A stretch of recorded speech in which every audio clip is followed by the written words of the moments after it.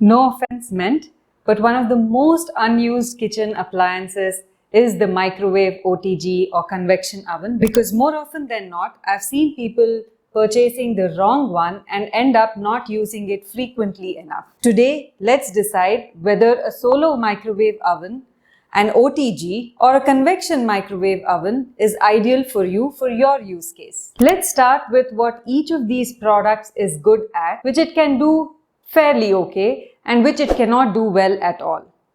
The first thing is, if your use case is primarily heating or defrosting and not really baking, then a solo microwave oven is sufficient for you. And these solo microwave ovens are available at less than 5,000 rupees compared to a convection oven which is over 10,000 rupees in most cases. If you do intend to bake a lot, and when I say bake, I don't only mean sweet dishes, I also mean savory dishes. In that case, an OTG would be ideal for you. Typically, if you are baking at least on a weekly or once in 2 weeks basis, then it would make sense to even own an OTG. Otherwise, it might be an overkill. Now, if you're like me, who likes to bake on an occasional basis, but that is not very frequently, it might be once a month or once in 2 months and so on, and you also require a multi-purpose device that does both heating, baking, cooking and so on, then a convection microwave oven would be ideal for you. This would just be one device that does both the task of a solo microwave oven as well as an OTG oven. Now, baking in a convection microwave oven may not be as good as you would get in an OTG, but you would get a good enough output. And I have baked quite a few cakes, as you can see on the screen. In my opinion, a convection microwave oven is a good multi-purpose device for occasional bakers. Now, if you want grilling, some kind of a turn grill or a rotisserie, or no oil or low oil cooking, in that case, an OTG or a convection microwave oven would be ideal for you. Now, what kind of dishes can you cook with each of these products? The solo microwave oven, like I mentioned, is ideal for heating and defrosting. Yes, it can do some amount of cooking, like cooking rice or pastas, and can do popcorns and chips and so on.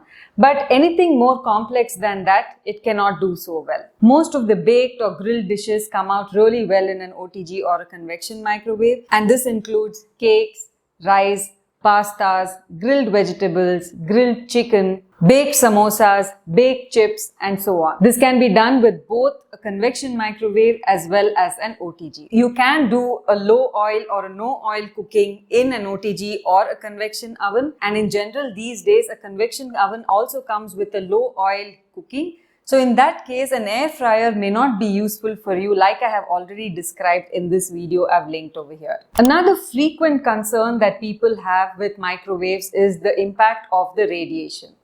Now, in general, the radiation from microwave is harmless. Most of the harm from using a microwave comes from incorrect use of the microwave itself. Either you're using the wrong containers for heating, or you're heating it for too long. It's not necessarily from the microwave radiation itself. So by now it must be fairly clear which of these appliances is ideal for you. Now let's talk about what type of containers or vessels you can use in each of these types of appliances. I've classified it into 3 categories. One is the green, which is suitable for use, the red, which is not suitable for use, and the orange can be used only if it has been marked as microwave or oven safe. So firstly, ceramic and silicone can be used consistently across all of these 3 types of appliances. Non-stick can be used in all 3 only if it has been marked microwave and oven safe. Glass is okay to use in a microwave, but use it in a convection oven or an OTG only if it has been marked as oven safe. Do not use stainless steel and iron in a microwave and a convection oven. Both of these can be used in an OTG.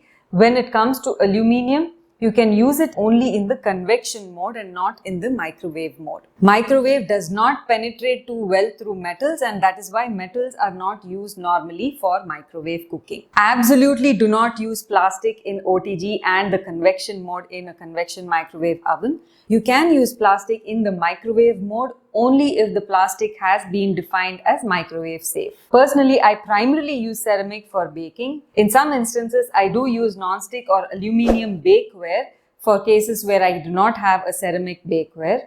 But in general, I do not use any kind of silicone, plastics, and so on in my convection microwave oven. I do use glass for the microwave function, which is for heating. In the next couple of videos on this topic, I will cover what is the best OTG, the best solo microwave, as well as the best convection microwave oven. Thank you for watching and see you in the next video.